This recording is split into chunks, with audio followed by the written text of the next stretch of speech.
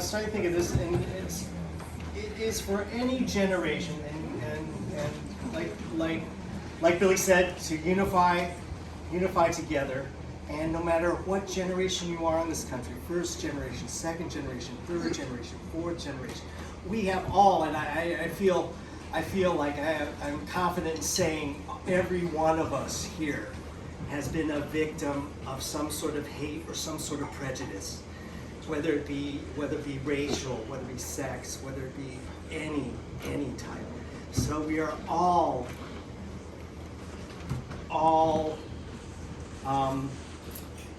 cognizant of what that feeling is.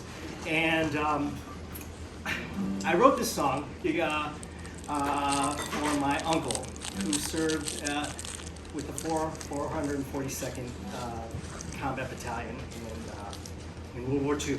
And he and his friend Roy, and Uncle Roy Machida, and his friend Roy Oda grew up in Sacramento, and when they were 17, they were relocated to Tule Lake.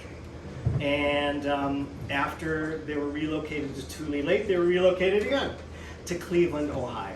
And that's where they enlisted in the Army. And I always wondered, and I never got a chance to ask him, but like, what, of the 4,000 of the 442nd, like, why do you want to go fight for a country that put you behind barbed wire? And it was to prove that we're as American as anybody else. That's primarily what it is.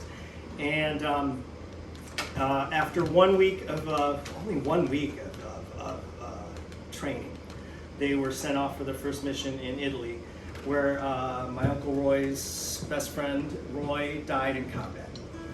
And my Uncle Roy proceeded to fight in 4 more campaigns, one of which being the rescue of the Lost Battalion, the 141st Texas Regiment that got caught behind enemy lines in the Vosges Mountains of France, and they were literally lost, and then they got surrounded by German troops, and the 442 were assigned for whatever reason, mostly racial, but to go and rescue, and it was basically a suicide mission. But they went after 6 days of constant combat, and the loss of 216 men, 856 wounded. They were able to rescue the 200 men from the Lost Battalion. And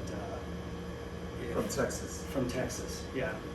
And the 442 is still the most decorated combat unit in the history of the United States.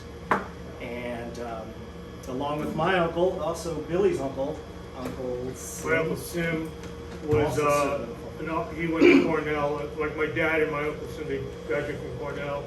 And my Uncle Sim finished ROTC. So he was in the reserves, and then the war broke out. So he was commissioned, second lieutenant. He was one of the first Japanese-American officers in the Japanese-American Combat Battalion 442, because most of all the officers were Caucasian. And my dad was, he enlisted right before Pearl Harbor because he thought it was like a 1-year selective service thing, thinking, okay, if the war doesn't break out, I'm out in a year. And he tried to apply to OCS school because he was a college graduate, and they said, no, we might be going to war with a country that your parents are born in. My dad was born in Texas. But so that was when he felt some prejudice in the Army. But as it turned out, he was in the 2nd Armored Division. My dad was a tank driver, and he made it all the way to Berlin. So I'm going, and when he died, he said, make sure you get my American flag. And the funeral director said, I'll take care of it for you. And I got the papers, and it said Battle of Rhineland and all these battles. I said, oh my God. And then I saw that movie Fury with Brad Pitt. I'm going, that's my dad's unit, 2nd Armored Division. So he didn't really talk much about it, but that's what like guys in the 442 or in the Second Army, we're all, American GIs, whether they're Caucasian or, any ethnic or religious group or whatever. I know my buddy Guy here, we've known each other since we were 6 years old. His father was in the Navy, in the Pacific, right? So, stuff like that. We all grew up. And so it's one of these things where, it's part of our Asian American experience too, because we fought for this country too. And whether we're in the 442 or in other units, but the whole thing is, it's just because we were, trying to save democracy. Defeat a fascist government. So, bottom line is it just shows that if you're interned in a camp or something, so many Nisei men wanted to prove that they're loyal. We're Americans. And, that's where the whole legacy of the 442 and it was a combat battalion made up from stateside Nisei and also from Hawaii, the 100th Battalion.